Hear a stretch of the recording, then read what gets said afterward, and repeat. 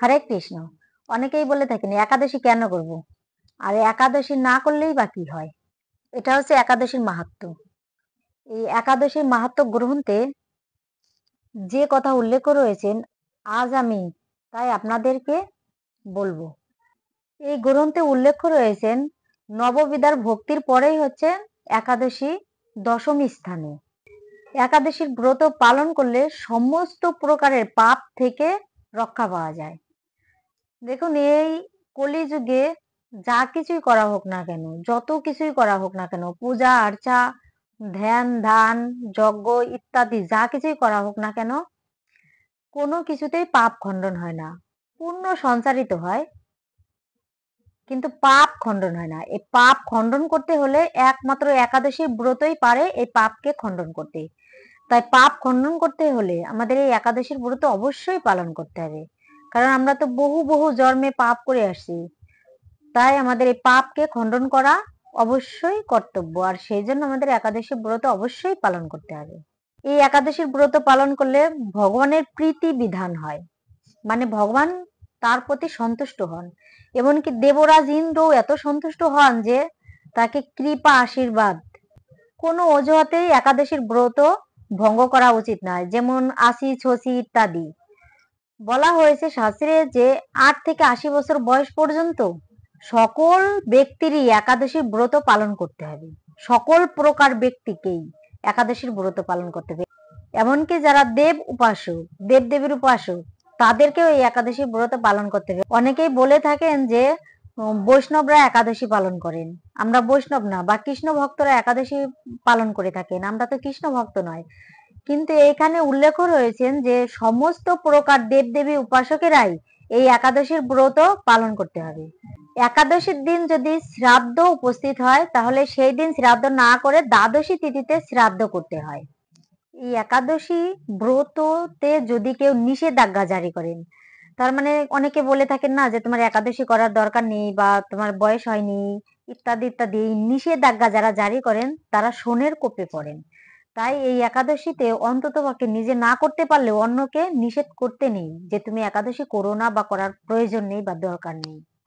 এখানে বলা হয়েছে যে যদি কেউ একাদশীর ব্রত বাদ রেখে, মানে একাদশীর ব্রত না করে গঙ্গা স্নান বা বিভিন্ন তীর্থে স্নান যদি করে থাকেন, তাহলে তার কোনো ফল হয় না। এখানে উল্লেখ রয়েছেন তাহলে তার কি হয়, গাছের গোড়া কেটে জল ঢালার মতোই। গাছের গোড়া কেটে যেমন জল দিলে গাছ বাঁচে না, একাদশী বাদ দিয়ে তীর্থ স্নান আদি করলেও তার কোনো ফল লাভ হয় না। একাদশীর ব্রত পালন করলে অশ্বমেধ যজ্ঞ, রাজস্বী যজ্ঞ, বিভিন্ন যজ্ঞের ফল লাভ করা যায়। তার মানে একাদশীর ব্রতে এত পাওয়ারফুল এই কলিযুগে। এই গৌরাঙ্গ মহাপ্রভু, এই কলিযুগের ভগবান, একাদশী করতে সবাইকে নির্দেশ দিয়ে গেছেন। একাদশীর ব্রতের দিন যদি কেউ ভাগবত কথা শ্রবণ করে, তাহলে সে পৃথিবীর দানের ফল লাভ হয়। মানে পৃথিবীর দান করার ফল তো কত হতে পারে, অত ফল হয়। এই শাস্ত্রে আরো উল্লেখ রয়েছে যে যদি কেউ মন গড়া একাদশী ব্রত পালন করে, তাহলে তার কোনো ফল লাভ হয় না। মন গড়া একাদশীর ব্রত পালন করা যাবে না। শাস্ত্র বিধি অনুসারে একাদশীর ব্রত পালন করতে হবে। মন গড়া বলতে বোঝায়, অনেকে ভেবে থাকেন আজকে একাদশী লেগে গেছে, আজকে আমি করি, কালকে আবার একাদশী আছে, একটা করলেই হয়, আজকে একটা কালকে একটা একটা করি। কিন্তু না, শাস্ত্রে যেটা নির্দিষ্ট ভাবে একাদশীর উপবাস করার বিধান দিয়েছে, ঠিক সেটাই পালন করতে হবে। আর একাদশীর ব্রত এত পাওয়ারফুল যে এখানে উল্লেখ রয়েছেন যে কোনো প্রকার একাদশীর ব্রত ভাঙা যাবে না। যদি কেউ ভুল করে সকালে একাদশীর ব্রত কোনো মতে ভেঙে ফেলেন, তবু পুনরায় ভগবানের কাছে ক্ষমা ভিক্ষা চেয়ে আবার তখন থেকেই একাদশীর ব্রত পালন শুরু করতে হবে। কারণ এই একাদশীর দিনে যদি কেউ অন্ন দানা আহার করে, তাহলে শাস্ত্রে উল্লেখ রয়েছে যে একটা অন্ন যদি একাদশীর দিনে খায়, তাহলে একটা গরুর যতগুলো পশম রয়েছে অতগুলো পাপে জড়িয়ে যায়, অতগুলো পাপ হয় তার। তার মানে 3 বার যদি অন্ন খাওয়া হয়, কতগুলো করে অন্ন খাওয়া হয়, আর কতগুলো গরুর কতগুলো পশমের মতো পাপ হয়। এই জন্য একাদশীর ব্রত দিন যত কম খাওয়া যায়, অন্তত পক্ষে ততটা পাপ তো কম হয়। তাই যদি ভুল করে কারো একাদশীর ব্রত ভঙ্গ হয়ে যায়, তাহলে আবার পুনরায় ক্ষমা ভিক্ষা চেয়ে তখন থেকেই একাদশীর ব্রত পালন করা উচিত।